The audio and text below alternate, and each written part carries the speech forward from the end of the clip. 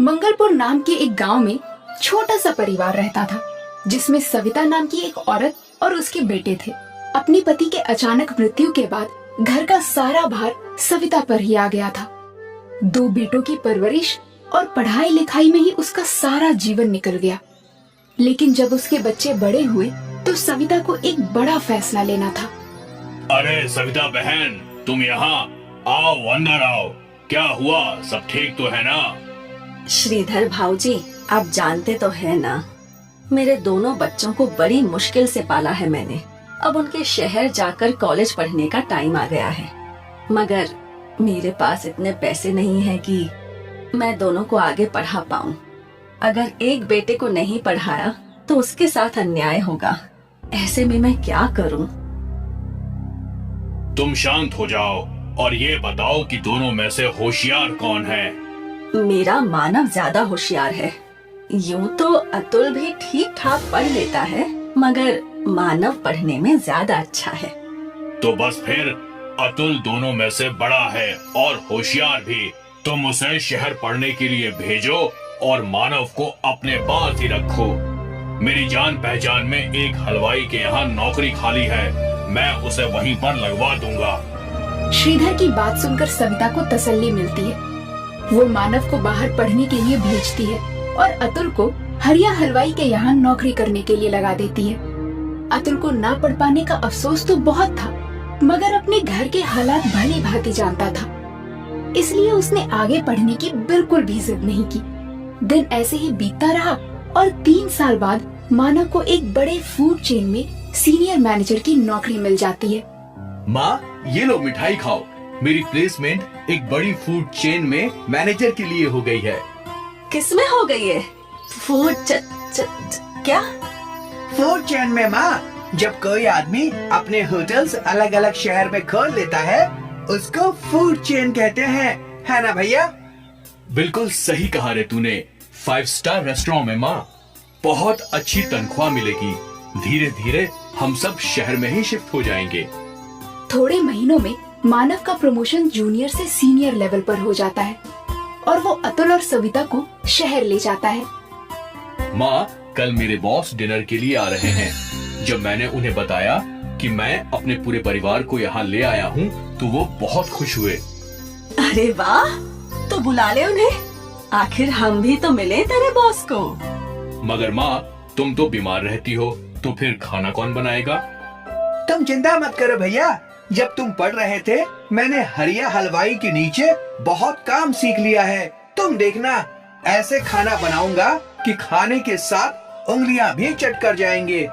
मगर एक बात का ध्यान रखना अतुल, बॉस 5 स्टार रेस्टोरेंट के मालिक है, खाना उसी के हिसाब से होना चाहिए। आप ये सब बातों की जरा भी टेंशन ना लो भैया, बस काम पे ध्यान दो। देखना, खाना खाते ही आपकी डबल प्रमोशन पक्की। कहते ही सब खिलखिला उठे। अगले दिन अतुल खूब मन लगाकर बहुत सारे स्वादिष्ट व्यंजन बनाता है। भैया, लगता है आपके बॉस आ गए हैं, मैं दरवाजा खोलता हूँ। नहीं नहीं अतुल, तू रहने दे। बॉस क्या सोचेंगे कि कैसे कपड़े पहने हैं इसके भाई ने। मैं खोलता हूँ दरवाजा। और सुन, तू अंदर ही रहना, ज्यादा बाहर निकलने की जरूरत नहीं है। अतुल ये सुनकर बहुत उदास हो जाता है और बिना कुछ कहे अंदर जाकर डाइनिंग टेबल सजाने लगता है। आइए सर, आइए। खम्मा खड़ी अतुल। घड़ी कम्मा सर, प्लीज बैठिए। वो अतुल, थारा घर तो घना फूटरा से। थारा अम्मा और भाई कहाँ से? मैं अभी मिलवाता हूँ सर।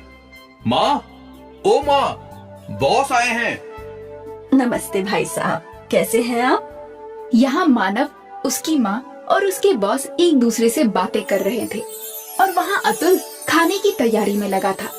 थोड़ी देर बाद वो सब डाइनिंग टेबल पर डिनर करने आए। टेबल को सजा हुआ देखकर अतुल का बॉस बहुत खुश होता है।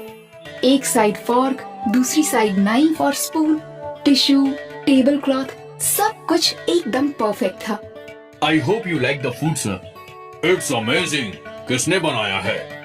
वो जी, मेरे छोटे बेटे ने, अतुल। अरे मानव, अतुल घर पे ही है? अब तक तूने मुझे मिलवाया नहीं उससे। वो सर, वो खाना बनाने में बिजी था ना, इसलिए।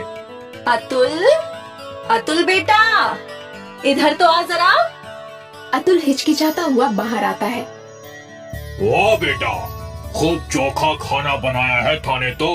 कहीं से कुकिंग का कोर्स किया है क्या? नहीं सर, ये तो हमारे गांव में एक छोटे हलवाई के यहाँ नौकर था, इसलिए थोड़ा बहुत बना लेता है। अपने भाई के मुंह से ये सुनकर अतुल फिर से दुखी हो जाता है और खाना खाने के लिए बैठ जाता है। जाने से पहले अतुल के बॉस मानव को एक ऑफर देते हैं। खाना खा के मजा आ गया।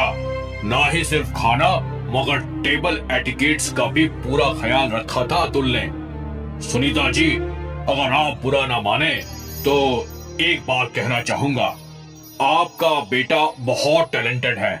हमें एक नए शेफ की जरूरत है, तो क्या अतुल वहाँ हेड शेफ की नौकरी करना पसंद करेगा? मगर सर, अतुल ने कोई फॉर्मल डिग्री नहीं ली है इसमें तो। ये तो ऐसे ही बस थोड़ा बहुत कर लेता है। वो थारी टेंशन नहीं है मानव। मारे को बस स्वाद एक नंबर चाहिए और कुछ नहीं। अतुल, तुम कल मानव के साथ ऑफिस आ जाना और वहीं पे एक डिश बना के खिला देना। ये सुनकर अतुल तो बहुत खुश हो जाता है, मगर मानव को ये बात बिल्कुल पसंद नहीं आती। अगले दिन अतुल वहाँ पहुँचकर अपनी डिश बनाने लगता है। ये लीजिए sir, dal baati churma with an Italian twist. वाह वाह, खूब, बहुत बढ़िया डिश है। इसमें जो पुदीने का फ्लेवर है, आहा। क्या आपको अच्छी लगी सर? क्या मैं चख सकता हूँ? अरे ये तो बहुत अच्छी है। तो फिर? क्यों, चौंक गया ना? क्या हुआ सर? मैं कुछ समझा नहीं। अब तुम इसे खुद बताओ या मैं बताऊं? वो अतुल, मैं इस रेस्टोरेंट के शेफ को तुम्हारी डिश में नमक मिर्ची डालने के लिए कहा था, ताकि तुम्हें यहाँ नौकरी ना मिले। क्या? हाँ, और ये बात करते हुए सविता बहन ने तुम्हें फोन पे सुन लिया और मुझे पहले ही इन्फॉर्म कर दिया।